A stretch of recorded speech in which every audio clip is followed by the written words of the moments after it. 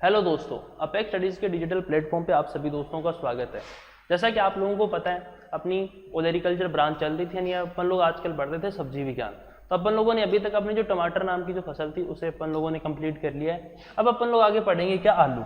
चलिए भी स्टार्ट करते हैं, क्या आलू के बारे में अपन लोग करते हैं अध्ययन। सबसे पहले देखेंगे अपन लोग आलू के अंदर इसका बॉटनिकल क्लासिफिकेशन, इसकी जनरल जो अपनी जानकारियां होती है, सामान्य जानकारियां, वो सारी की सारी।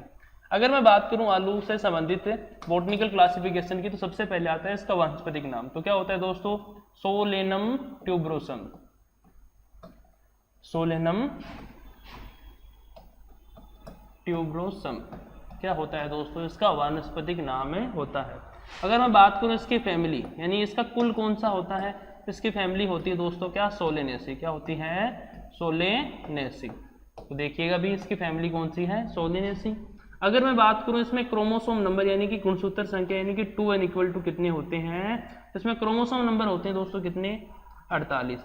और अपना जो आलू होता है ये 4x होता है, यानी कि टेट्राप्लॉइड होता है, यह चतुर्थ गुणित होता है। क्या होता है, चतुर्थ गुणित। तो आलू क्या होता है दोस्तों, टेट्राप्लॉइड होता है। अब अपन लोग अगर आगे बात करें तो इसका उत्पत्ति स्थान, यानी कि इसका ओरिजिन पैलेस क्या होता है दोस्तों, तो वो होता है क्या, दक्षिणी अमेरिका। दक्षिणी अमेरिका, या बोल दो पेरू। क्या होता है, या फिर पेरू। क्या होता है दोस्तों, इसका उत्पत्ति स्थान होता है। अगर अपन लोग आगे देखें तो इसमें आपको पूछेगा फ्रूट टाइप, फल प्रकार क्या होता है। तो इसका फ्रूट टाइप क्या होता है दोस्तों, सरस, या फिर इससे इंग्लिश में बोलते हैं अपन लोग बेरी, हिंदी में बोल सकते हैं इससे क्या, सरस। ठीक है दोस्तों, आगे देखते हैं इसका एडिबल पार्ट। एडिबल पार्ट यानी कि इसका खाने योग्य हिस्सा, भाग क्या होता है, तो वो होता है दोस्तों क्या, ट्यूबर। क्या होता है, ट्यूबर, यानी कि कंद। और कंद किसे कहते हैं, जब मैंने आप लोगों को प्रवर्धन पढ़ाया था तो मैंने बताया था, अपन लोगों ने प्रवर्धन में दो चीजें पढ़ी थी। एक तो पढ़ी थी भूमिगत रूपांतरित जड़ें, और एक पढ़ा था भूमिगत रूपांतरित तने। जब अपन लोगों ने भूमिगत रूपांतरित तने पढ़े थे तो उनके अंदर एक टाइप आया था कंद। कंद किसे कहते हैं, ऐसा भूमिगत रूपांतरित तना जिसपे छोटी छोटी आंखों का निर्माण हो जाता है, यानी कि छोटी छोटी उस पर क्या होती हैं, अपस्थानिक कलिकाएं होती है, उसे क्या बोलते हैं अपन लोग, कंद। कंद के एग्जाम्पल क्या क्या थे, आलू था अपना, और डहेलिया। तो आपको याद रखना है एडिबल पार्ट क्या होता है इसमें, कंद। और ये कंद क्या होता है, रूपांतरित तना होता है। एक बार तुम्हारे जेट के अंदर भी क्वेश्चन आया दोस्तों कि आलू क्या है, रूपांतरित जड़ या फिर रूपांतरित तना, तो वहां पर उत्तर गया था क्या, रूपांतरित तना। तो देखिएगा भी ट्यूबर किसे कहते हैं, रूपांतरित तना जो होता है वह ट्यूबर कहलाता है। यानी मॉडिफाइड स्टेम क्या कहलाता है दोस्तों, ट्यूबर, यानी कि कंद कहलाता है। अब अगर अपन लोग बात करें आगे देखिए इसकी सामान्य जानकारियों के अंदर मैं आपको बताना चाहूंगा, जो अपना आलू है ना, आलू, इसे सर्वप्रथम भारत में कौन लेके आया दोस्तों, इसे सर्वप्रथम भारत के अंदर पुर्तगाली है ना, वो लेके आए थे। कौन लेके आए थे, पुर्तगाली, जो पुर्तगाल से आते हैं। आलू को भारत में सर्वप्रथम पुर्तगाली लेके आए थे। और पुर्तगाली कब लेके आए, इसे लेके आए थे 17वीं शताब्दी में। कब लेके आए दोस्तों, 17वीं शताब्दी के अंदर पुर्तगाली आलू को भारत में लेके आए। तो आपको ये भी पूछ सकता है सर्वप्रथम इसे कौन लेके आए, तो कौन लेके आए, अपने पुर्तगाली। अब अगर अपन लोग बात करें आलू से संबंधित थोड़ी हिस्ट्री की, तो आपको याद रखना है जो अपना आलू है ना, इसकी सर्वप्रथम खेती भारत में कहाँ हुई थी दोस्तों, तो आलू की सर्वप्रथम खेती भारत में नीलगिरी की पहाड़ियों पर हुई थी। कहाँ हुई थी, नीलगिरी की पहाड़ियां। नीलगिरी की पहाड़ियों पर किसकी खेती हुई थी दोस्तों, तो सर्वप्रथम आलू की खेती हुई थी। अब देखो जनरल चीजें पढ़ रहे हैं ना, तो अपन लोग कुछ नहीं छोड़ते हैं, चलो सारा ही देख लेते हैं। अगर आपको पूछे अंतरराष्ट्रीय आलू वर्ष कब बनाया जाता है, अंतरराष्ट्रीय आलू वर्ष, इंटरनेशनल ईयर ऑफ पोटैटो कब बनाया जाता है दोस्तों, तो ये कब बनाया जाता है, तो आपको याद रखना है यह 2008 को अंतरराष्ट्रीय आलू वर्ष के रूप में मनाया गया था। ठीक है दोस्तों। अब अगर अपन लोग बात करें इसकी सामान्य जानकारियों में और, तो आप ये भी याद रख सकते हो कि जो आलू जो होता है ये किसका सबसे बढ़िया स्रोत होता है, यह कार्बोहाइड्रेट का सबसे बढ़िया स्रोत होता है, यानी कि CHO कार्बोहाइड्रेट। इसके अंदर लगभग कितनी 22.6% क्या पाई जाती है दोस्तों, कार्बोहाइड्रेट पाया जाता है।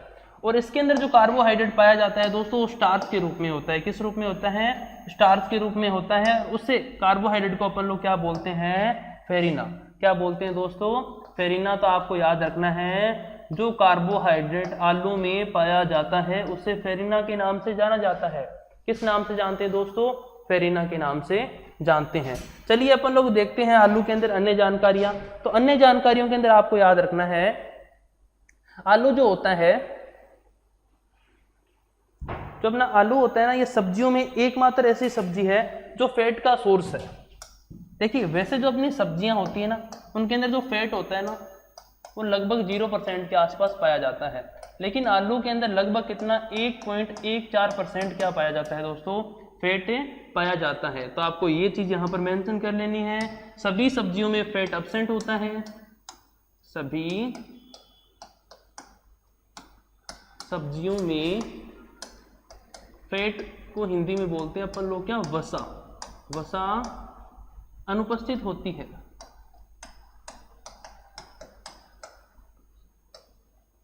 अनुपस्थित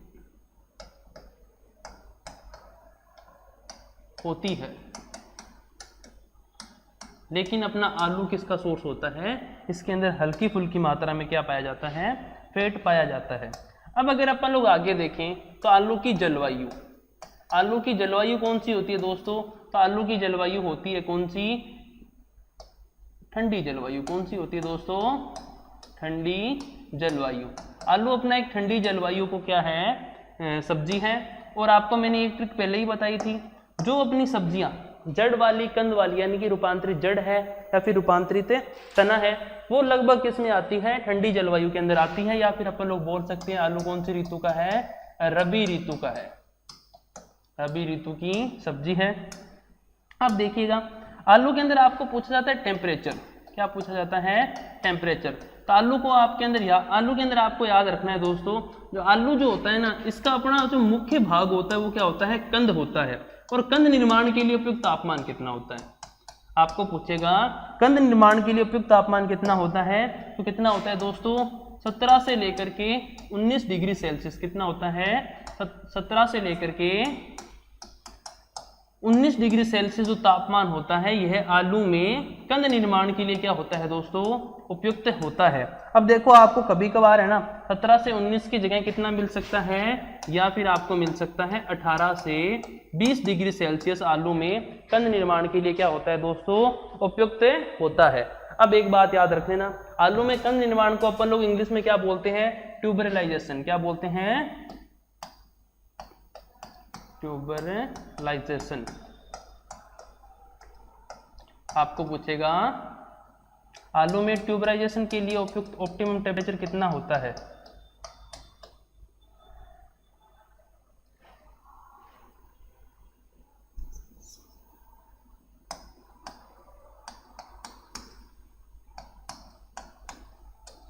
ट्यूबराइजेशन तो आपको याद रखना है कितना होता है, 17 से 19 या फिर 18 से 20 डिग्री सेल्सियस क्या होता है, इसमें उपयुक्त तापमान होता है।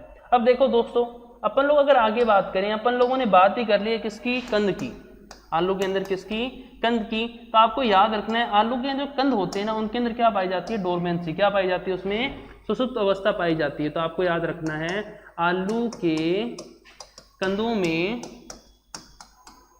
सुसुप्त अवस्था, सुसुप्त अवस्था यानी कि डोरमेंसी पाई जाती है, पाई जाती है।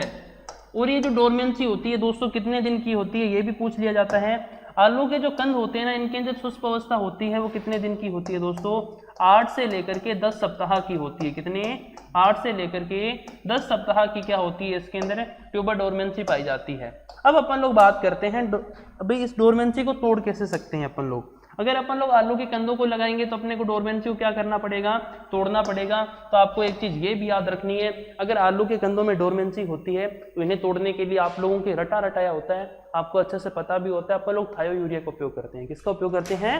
थायो यूरिया। ये चीजें आपको पहले से भी याद होगी, मुझे पूरा विश्वास है कि आलू में जो कंद होते हैं इनकी डोरमेंसी को तोड़ने के लिए, यानी कि सुषुप्त अवस्था तोड़ने हेतु किसका उपयोग किया जाता है दोस्तों? तो किसका उपयोग किया जाता है?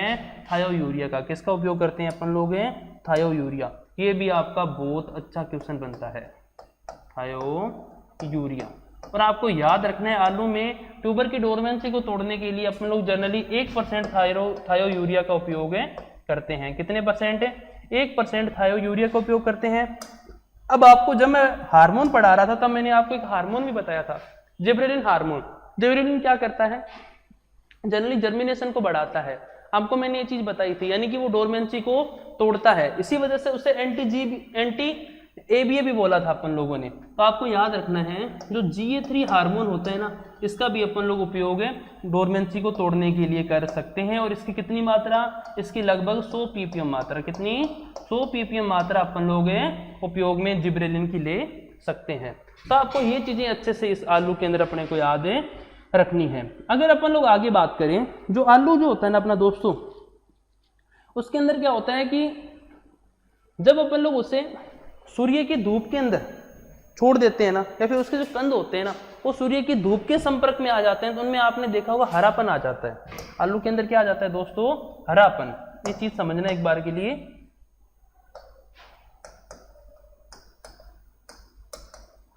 हरापन यानी कि ग्रीनिंग बोलते हैं इसे, अपन लोग जनरली एक डिसऑर्डर के रूप में भी काउंट करते हैं। जब अपना जो आलू की फसल होती है उसे अपन लोग हार्वेस्ट करने से पहले थोड़े दिन अगर उसके अंदर अपन लोग मिट्टी वगैरह नहीं चढ़ाते हैं उसके कंदों के ऊपर, तो क्या होता है अपने ऊपर तो सूर्य भैया होते हैं, उनका जो प्रकाश होता है इस कंद के ऊपर पड़ता है। इस कंद के ऊपर अगर सूर्य का प्रकाश पड़ेगा तो इसके ऊपर क्या होता है, इसका हल्का हल्का रंग हो जाता है, वो कैसा होने लग जाता है? हरा रंग आने लग जाता है। कंद के अंदर हरा रंग आने लग जाता है दोस्तों। इसे जनरली अपन लोग क्या कहते हैं? आलू में हरापन या फिर आलू में ग्रीनिंग विकार। ये किसकी वजह से होता है दोस्तों? ये मुख्य रूप से सूर्य के प्रकाश के संपर्क में आने की वजह से आलू के अंदर एक वर्णक होता है, या फिर अपन लोग बोल सकते हैं कि रसायन होता है, जिसका नाम होता है क्या? सोलेनिन। क्या? सोलेनिन। ये जो सोलेनिन नाम का रसायन होता है यह आलू में बन जाता है। और ये सोलेनिन नाम का जो रसायन होता है ना, ये अपने बोल सकते हैं मनुष्य के लिए क्या होता है दोस्तों? हानिकारक होता है। अगर आलू के अंदर सोलेनिन की मात्रा 10 mg प्रति 100 ग्राम से अधिक है तो ये क्या है दोस्तों? हानिकारक है। क्या है? तो यह हानिकारक है। आपको ये बात भी याद रखनी है।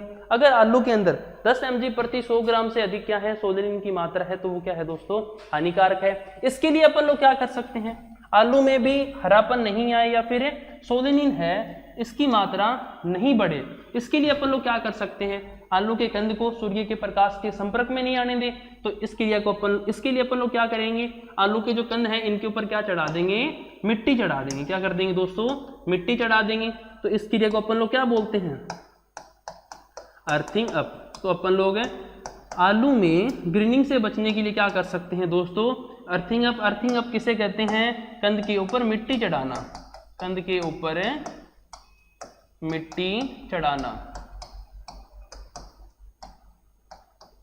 जनरली आपको याद रखना है अर्थिंग अप के लिए कितनी एज होनी चाहिए आलू के कंदों की? तो अपन लोग जनरली बुआई के लगभग कितने 35 से 40 दिन बाद, यानी कि डे आफ्टर सोविंग क्या करते हैं दोस्तों? अर्थिंग अप करते हैं। आप बहुत सारी जगह देखोगे 30 से 35 दिन भी दिया होता है, तो आपको ऑन एवरेज मान के चलना है लगभग 35 दिन बाद अपन लोग आलू में क्या करते हैं दोस्तों? अर्थिंग अप की क्रिया करते हैं। तो ये आ गई अपनी आलू के अंदर क्या दोस्तों? सामान्य जानकारियां। लेकिन अगर अपन लोग आलू में कुछ और सामान्य जानकारियां देखना चाहें तो अपन लोग इसके बारे में कुछ और चीजें भी याद रख सकते हैं। देखिएगा बच्चों,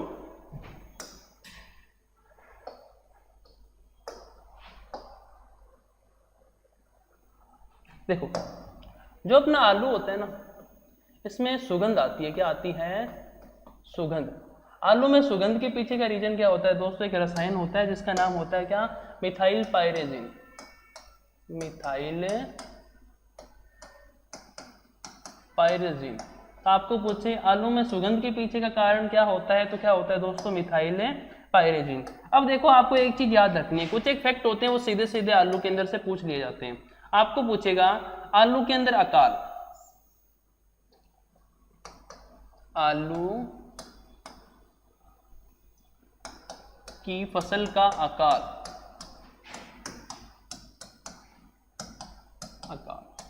अब देखिए दोस्तों, आपको पता होगा एक आयरलैंड नाम की जगह है या फिर एक आयरलैंड नाम का एक देश है, वहां पर आलू की फसल लगाई जाती थी। तो बात है लगभग कब की? 1845 की। कब की है दोस्तों? 1845 की। तो 1845 में एक देश है जिसका नाम है क्या? आयरलैंड। आयरलैंड नाम का जो अपने देश है वहां पर आलू की फसल थी। वो अपना एक रोग है जिसका नाम है क्या? पछेती झुलसा। पछेती झुलसा रोग। ये जो पछेती झुलसा रोग है इसकी वजह से आयरलैंड के अंदर 1845 में सारी की सारी आलू की फसल क्या हो गई थी दोस्तों? नष्ट हो गई थी। तो इसे अपन लोग बोलते हैं आलू की फसल का अकाल, या फिर अपन लोग इसे बोल देते हैं क्या? आयरलैंड का अकाल। क्या बोल सकते हैं इसे अपन लोग? आयरलैंड का अकाल। तो ये कब पड़ा था दोस्तों? ये पड़ा था 1845 में। सीधा सीधा पूछ लिया जाता है। इसे अपन लोग जनरली आयरिश फेमाइन भी बोलते हैं। क्या बोलते हैं? आयरिश फेमाइन के नाम से भी इसको जानते हैं अपन लोग। आयरिश फेमाइन के नाम से भी इसी अकाल को अपन लोग जानते हैं। तो आपको ये सारी की सारी बातें याद रखनी है। अपन लोग इस अकाल के साथ में एक और अकाल याद रख सकते हैं। देखो अगर आपको पूछे आलू की फसल का अकाल, आयरलैंड का अकाल, या फिर आपको पूछे आयरिश फेमाइन किससे संबंधित है, तो आलू से संबंधित है। कौन से देश के अंदर ये पड़ा था? तो ये पड़ा था दोस्तों आयरलैंड के अंदर। ठीक है। इसके बाद में अपन लोग याद रख सकते हैं किस रोग की वजह से पड़ा ये, तो ये पड़ा था, रोग कौन सा था? पछेती झुलसा रोग। यह एक कवक होता है जिसका नाम होता है फाइटोप्थोरा इन्फेस्टस, उसकी वजह से होता है। ये अपन लोग रोगों के अंदर पढ़ेंगे। ठीक है दोस्तों। अब देखिए एक क्वेश्चन अपना वैसे तो एग्रो का है, लेकिन अपन लोग इसके साथ में देख ही लेते हैं कि आपको पता है धान,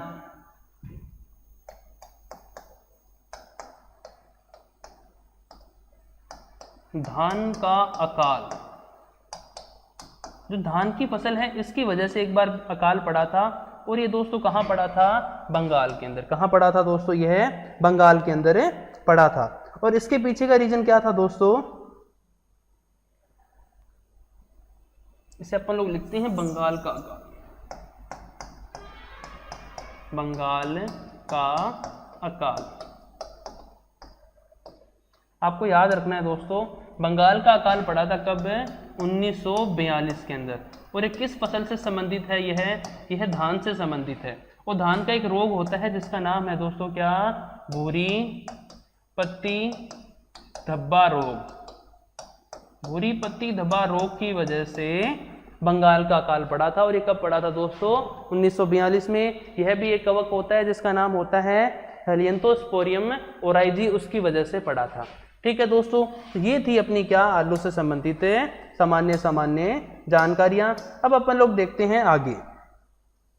अपना आलू जो होता है ना दोस्तों, ये एक C3 और लॉन्ग डे प्लांट है। आपको ये बात याद रखनी है, आलू क्या होता है? C3 व लॉन्ग डे प्लांट है। ठीक है दोस्तों, ये चीज भी आपको याद रखनी है।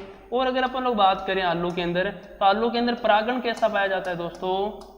आलू में परागण पाया जाता है कैसा? स्वपरागण। स्वपरागण आलू के अंदर पाया जाता है। तो सोलेनेसी फैमिली की अपनी कुल 4 फसलें थी, उसमें एक आलू, एक अपन लोगों ने कल टमाटर पढ़ लिया। टमाटर में चेस्मोगेमी की वजह से क्या था? स्वपरागण। और आलू के अंदर भी क्या है? स्वपरागण। लेकिन आलू के अंदर स्वपरागण क्यों होता है दोस्तों? क्योंकि जो अपना आलू होता है ना, इसके अंदर जो पुष्प होते हैं ना, वो हर्मोफ्रोडाइट होते हैं। क्या होते हैं? हर्मोफ्रोडाइट, यानी कि उसे अपन लोग बोल सकते हैं उभयलिंगी। एक ही फूल के अंदर नर व मादा दोनों स्थित होते हैं और इसके अंदर कोई भी विकार नहीं पाया जाता जिसकी वजह से पर परागण हो। तो इसके अंदर क्या होता है दोस्तों? स्वपरागण ही होता है। अगर अपन लोग और बातें करें आलू से संबंधित, तो अब अपन लोग देखेंगे दोस्तों आलू से संबंधित कुछ संस्थान। क्या देखेंगे दोस्तों? आलू से संबंधित संस्थान।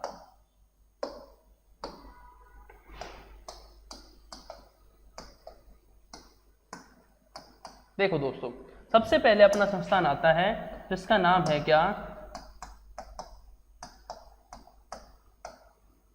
International centre for potato.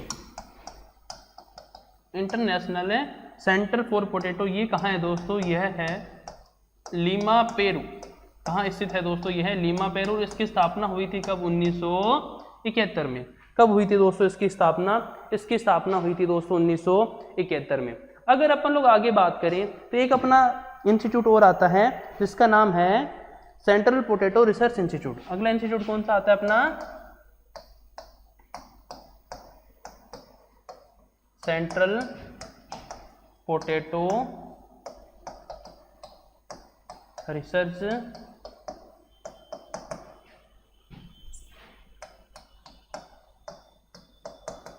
Institute. और ये कहाँ है दोस्तों, कुफरी, सोलन, हिमाचल प्रदेश। कहाँ है, कुफरी, सोलन, हिमाचल प्रदेश के अंदर क्या है दोस्तों अपना सेंट्रल पोटैटो रिसर्च इंस्टीट्यूट। तो आपको यह भी अच्छे से याद दोस्तों रखना है।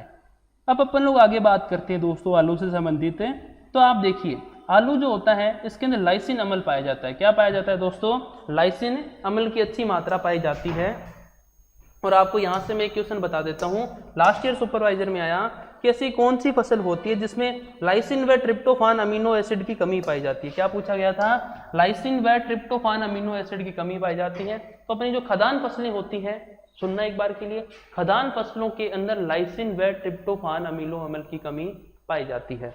लेकिन अपना आलू क्या होता है, इसका बढ़िया स्रोत होता है किसका, लाइसिन का।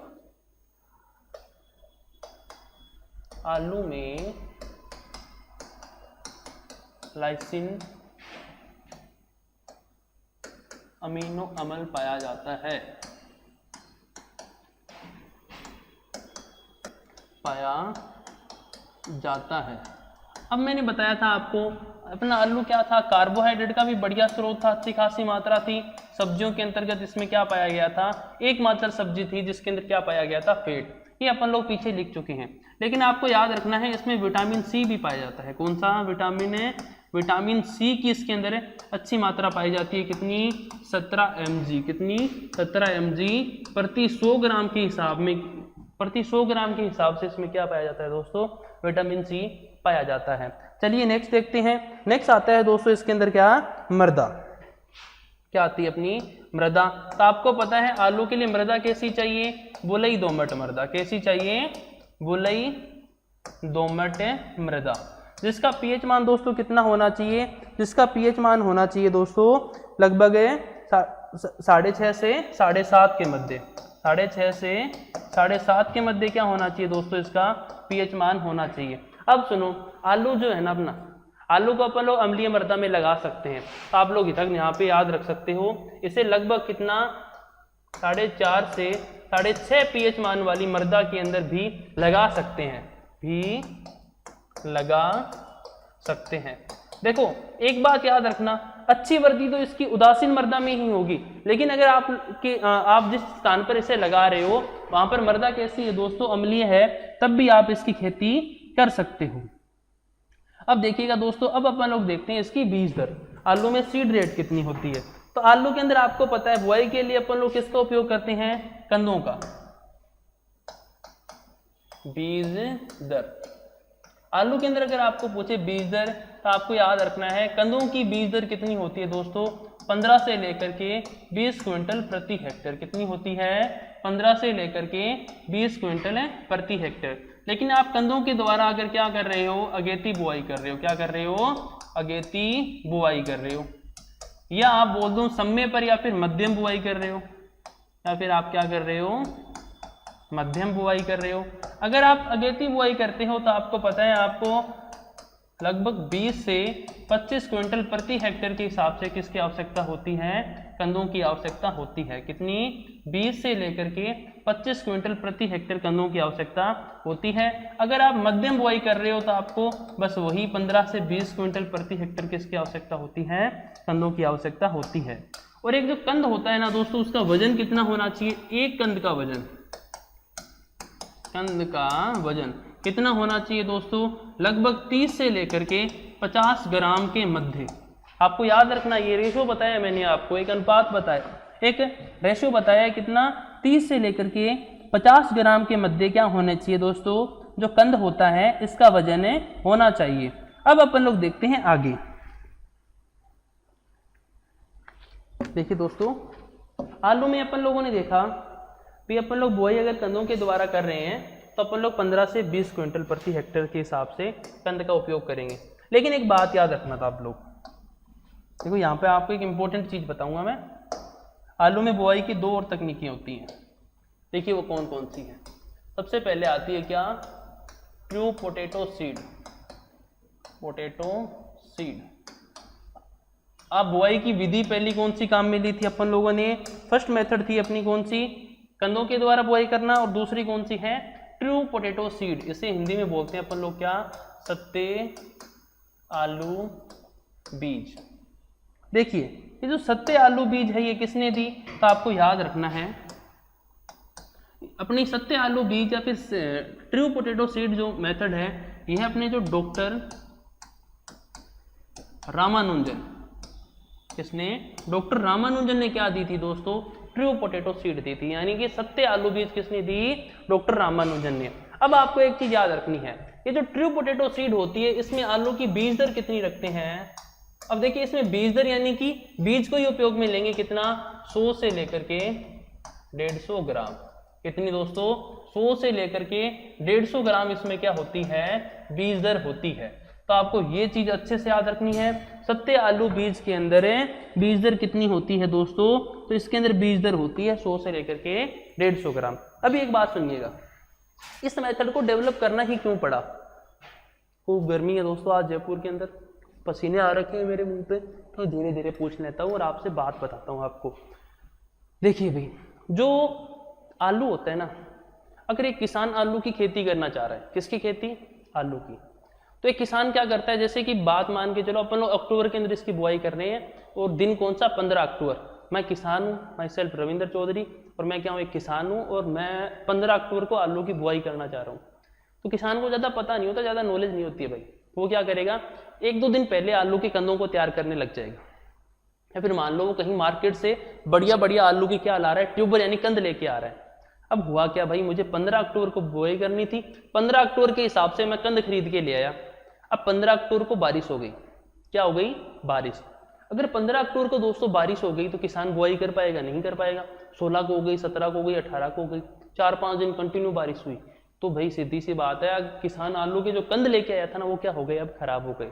आलू के कंद क्या हो गए, खराब हो गए। अब किसान को नुकसान हुआ ना, नुकसान हुआ। अब किसान इस चीज से कैसे बच सकता था, उसके बाद 2 रास्ते थे।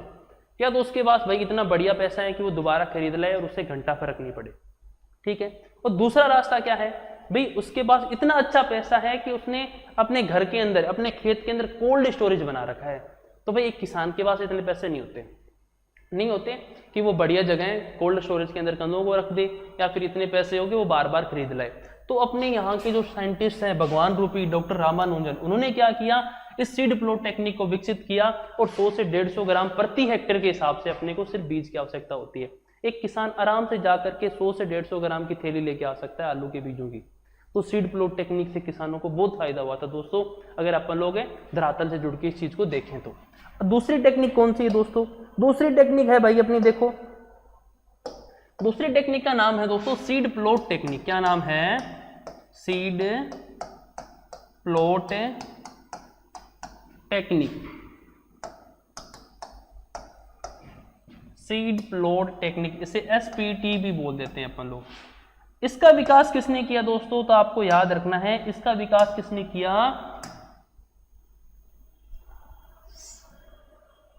इसका विकास किया दोस्तों डॉक्टर पुष्करनाथ, डॉक्टर पुष्करनाथ। अब देखो इस तकनीक की खास बात क्या है, अगर आपको वायरस फ्री कंद उत्पादन करना है, क्या करना है, वायरस फ्री कंद उत्पादन करना है,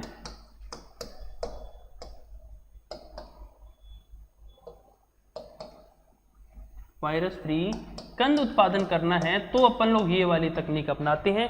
इसके अंदर अपन लोग क्या करते हैं, फील्ड को छोटे छोटे प्लॉट के अंदर बांट देते हैं और प्रत्येक पौधे को, किसको, प्रत्येक पौधे को, प्रत्येक आलू के पादप को 20 एफिड प्रति संख्या से पहले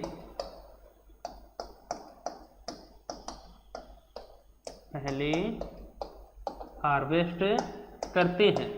तो आपको ये चीज याद रखनी है। आपको पूछे वायरस फ्री आलू में उत्पादन करने के लिए कौन सी तकनीक है, तो कौन सी है, सीड प्लॉट टेक्निक। इसका विकास डॉक्टर पुष्कर नाथ ने किया। और अपन लोग क्या करते हैं, इसके अंदर छोटे छोटे भागों में खेत को बांट देते हैं और एक पौधे के ऊपर 20 एफिडों की संख्या होने से पहले ही क्या कर देते हैं, उसे हार्वेस्ट अपन लोग कर लेते हैं। तो आपको ये चीज भी इसके अंदर अच्छे से याद रखनी है।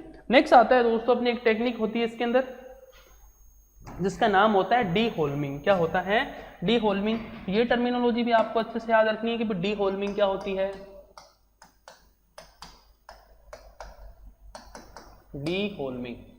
अब देखो, आलू तो जनरली कहाँ होता है, अपना भूमि के अंदर होता है। कहाँ होता है दोस्तों, भूमि के अंदर। ये देखो रूपांतरित तना है और एक किस रूप में विकसित हो रखा है, नीचे आलू के रूप में या फिर कंद के रूप में। ऊपर जो इसमें तना होता है ना दोस्तों, मिट्टी से ऊपर इसके अंदर जो तना होता है इसे बोलते हैं अपन लोग क्या, हुल्म। क्या बोलते हैं, हुल्म के नाम से इसको जानते हैं। आलू में जो तना मिट्टी के ऊपर होता है इसे हुल्म या फिर हल्म के नाम से अपन लोग जानते हैं।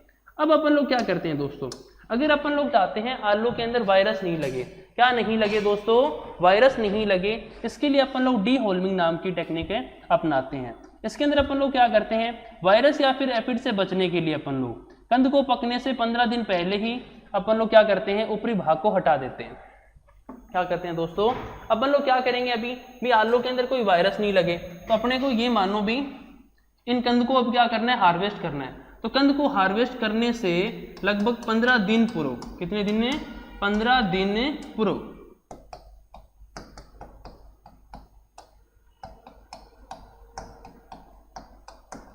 कंद को तुड़ाई से 15 दिन पूर्व अपन लोग क्या करते हैं, इस ऊपर वाले हिस्से को क्या कर देते हैं, हटा देते हैं। इसे क्या बोलते हैं दोस्तों, डी होल्मिंग। अब देखो भाई, इन अपने आलू की कंदों में क्या करना था, अपने को हार्वेस्ट करना था। हार्वेस्ट करने के 15 दिन पूर्व अपन लोगों ने इस यहाँ से इस तने को हटा दिया। लगभग कौन सा महीना, जनवरी का महीना होता है, तब इसे अपन लोग हल्म या फिर ऊपरी तने को हटा देते हैं। इसे क्या बोलते हैं दोस्तों, डी होल्मिंग। तो ये क्या थी आपकी डी होल्मिंग। अब अपन लोग देखेंगे दोस्तों आलू के प्रमुख रोग। क्या देखेंगे, आलू के प्रमुख रोग व कीट। तो उसके बाद लास्ट में बचेगी अपनी किस्में, आलू के प्रमुख रोग। देखो दोस्तों, प्रमुख रोगों के अंदर आपके प्रमुख 2 रोग हैं। सबसे पहला कौन सा है, आलू में अगेती झुलसा। क्या है, अगेती झुलसा रोग। और एक रोग है आपका कौन सा, पचेती झुलसा, लेट ब्लाइट, पचेती झुलसा रोग। एक रोग है दोस्तों आपका कौन सा, वर्ट रोग।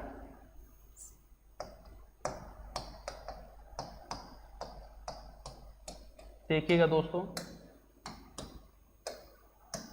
अगर मैं बात करूं अगेती झुलसा, पछेती झुलसा और वर्ट रोग, तीनों के तीनों किस रोगजनक की वजह से होते हैं, तो तीनों के तीनों दोस्तों अपने किसकी वजह से होते हैं, एक कवक की वजह से होते हैं। देखिएगा आपका जो अगेती झुलसा रोग है, रोगजनक तीनों में क्या है दोस्तों, अपना एक कवक। अगेती झुलसा जो रोग है, इसका जो रोगजनक है वो क्या है, इसका रोगजनक है Alternaria solani, Alternaria solani, solani. तो आपको ये चीज भी अच्छे से याद रखनी है कि अगेती झुलसा रोग का रोगजनक क्या है, कवक है जिसका नाम है क्या, अल्टरनेरिया सोलेनाई। और पचेती झुलसा रोग का क्या होता है, फाइटोप्थोरा, फाइटोप्थोरा इनफेस्टस। क्या होता है, इनफेस्टस। आपको ये चीज भी अच्छे से याद रखनी है। और अपना जो वर्ट रोग होता है दोस्तों, ये जनरली सबसे पहले कहाँ देखा गया था दोस्तों, तो यह है सबसे पहले पश्चिमी बंगाल। कहाँ देखा गया, पश्चिमी बंगाल के अंदर, पश्चिमी बंगाल में देखा गया। और पश्चिमी बंगाल में कहाँ, तो दार्जिलिंग की पहाड़ियां ना, दार्जिलिंग की पहाड़ियों के अंदर, दार्जिलिंग की पहाड़ियों में देखा गया। और इसका रोगजनक क्या होता है दोस्तों? सिनोथ्रेटिकम इंडोबायोटिकम। क्या होता है इसका रोगजनक? है साइकिट्रियम इंडोबायोटिकम। तो रोगजनक भी देखिए इसका,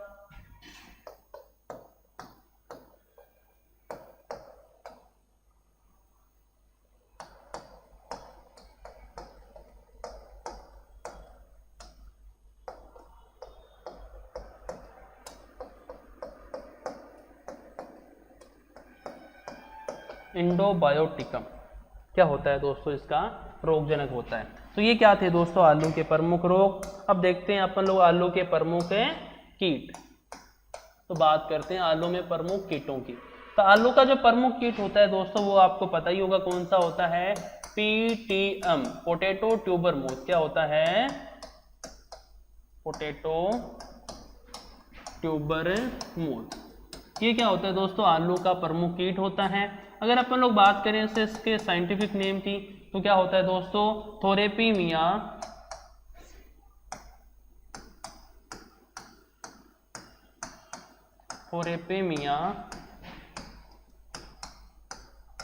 ओपेरिकुलेला। थोरेपीमिया ओपेरिकुला क्या होता है दोस्तों? इसका साइंटिफिक नेम होता है। आपको पूछे आलू का प्रमुख कीट क्या होता है तो आपको बताना है PTM यानी कि पोटैटो ट्यूबर मोथ होता है। यह खड़ी फसल में भी, खड़ी फसल प्लस भंडारण दोनों में क्या करता है दोस्तों? नुकसान करता है। खड़ी फसल प्लस भंडारण दोनों के अंदर क्या कहता है? यह नुकसान करता है। और दूसरा आता है आलू के अंदर कौन सा? Cut worm. क्या आता है? Cut worm. इसका साइंटिफिक नेम क्या होता है दोस्तों? Agrotis species.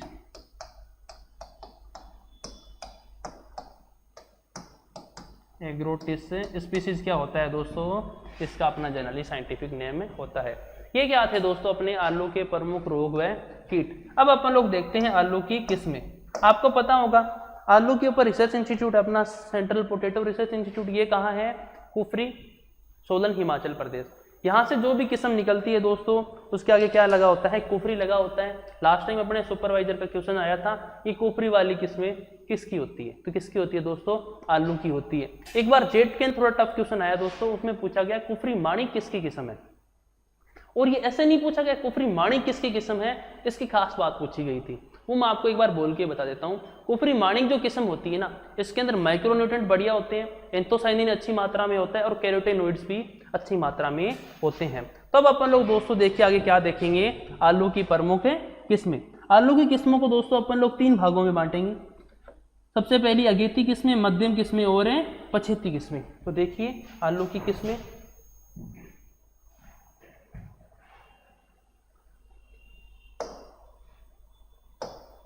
वैरायटियां आलू की किस्में। सबसे पहले अगर मैं बात करूं किसकी? अगेती किस्मों की। किसकी? अर्ली वैरायटी, अगेती किस्में। देखिएगा दोस्तों इसकी अगेती किस्में कौन कौन सी है। आलू जो होता है उसकी अपन लोग बात करें अगेती किस्में तो कुफरी, चंद्रमुखी, अशोका और अलंकार मुख्य मुख्य किस्में बता रहा हूं आपको। कुफरी, चंद्रमुखी, कुफरी अशोका और कुफरी अलंकार। कुफरी अलंकार क्या होती हैं दोस्तों? आलू की प्रमुख अगेती किस्में होती हैं। अगर अपन लोग बात करें आलू की मध्यम किस्में, क्या? आलू की मध्यम किस्में। तो देखिएगा दोस्तों आलू की मध्यम किस्में कौन कौन सी होती है? कुफरी शीतमान और कुफरी चिपसोना।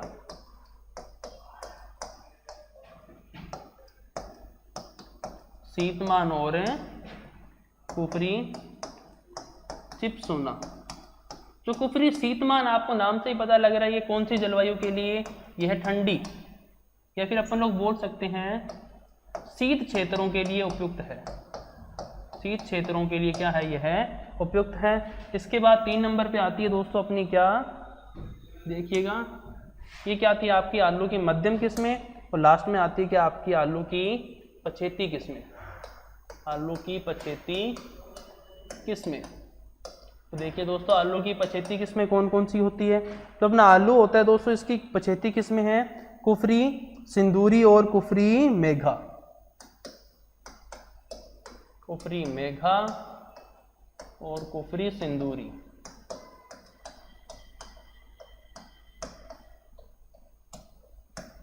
ये क्या है दोस्तों, आलू की 75 किस्में। इसके बाद देख लो प्रसंस्करण हेतु भी आलू से आप लोग क्या बनाओगे, चिप्स वगैरह बनाओगे। तो प्रसंस्करण हेतु कौन कौन सी होती है दोस्तों, चिप्स होना फर्स्ट और सेकंड।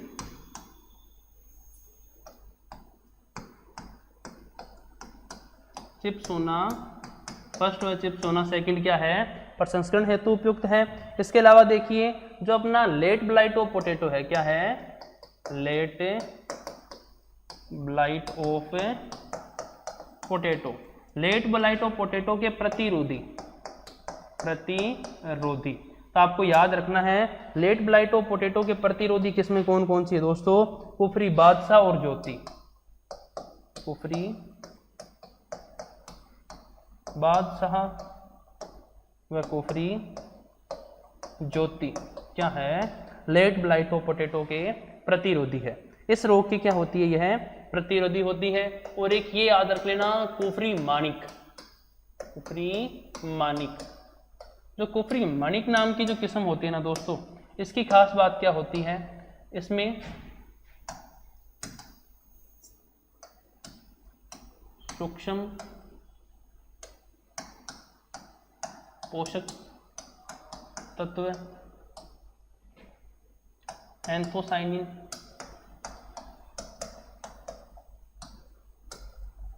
और कैरोटीनॉइड।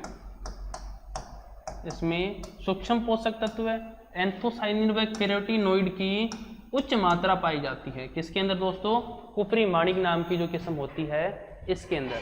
तो आपको ये चीज भी अच्छे से इसके अंदर याद रखनी है। आगे आते हैं अपने दोस्तों इसके क्या, कायिक विकार, फिजियोलॉजिकल डिसऑर्डर ऑफ पोटैटो। अगर अपन लोग बात करें आलू के कायिकी विकारों की,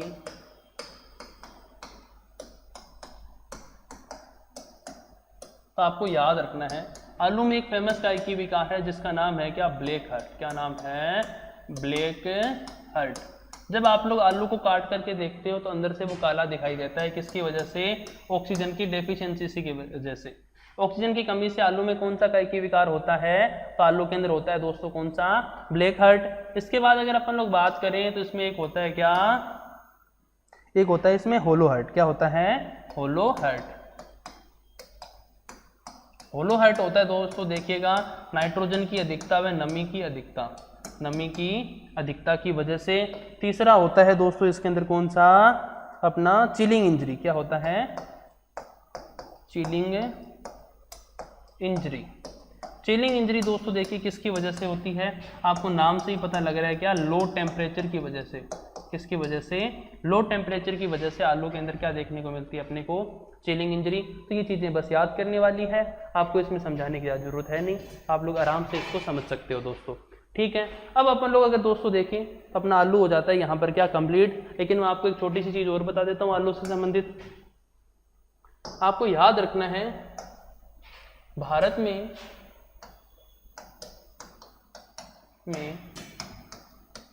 सर्वाधिक क्षेत्रफल पर लगाई जाने वाली सब्जी। देखिएगा दोस्तों, भारत में सर्वाधिक क्षेत्रफल पर लगाई जाने वाली सब्जी व सर्वाधिक उत्पादन, व सर्वाधिक उत्पादन। भारत के अंदर हाईएस्ट एरिया व हाईएस्ट प्रोडक्शन कौन सी सब्जी का होता है दोस्तों, तो कौन सी का होता है, वो है एक नंबर पे, फर्स्ट तो आती है अपनी पोटैटो। फर्स्ट कौन है दोस्तों, पोटैटो यानी कि आलू।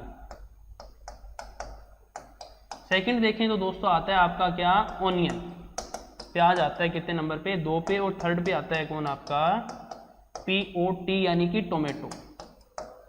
तो आपको याद रखना है यह क्रम। भारत में सर्वाधिक क्षेत्रफल पर लगाई जाने वाली सब्जी आलू होती है, सर्वाधिक उत्पादन भी आलू का। सेकंड नंबर पे क्या आता है अपना, अनियन यानी कि प्याज, उत्पादन और क्षेत्रफल दोनों के अंदर। सेकंड नंबर पे, थर्ड पे आता है इसमें टोमेटो। अगर मैं बात करूं आलू की, राजस्थान में सर्वाधिक आलू कहाँ होता है? तो आपको याद रखना है दोस्तों, राजस्थान में सर्वाधिक आलू कहाँ होता है? राजस्थान में होता है ये धौलपुर में। कहाँ होता है दोस्तों? धौलपुर में सर्वाधिक आलू होता है। तो दोस्तों इसके साथ अपना आलू होता है खत्म। मिलते हैं नेक्स्ट क्लास में। टाटा bye bye, see you soon.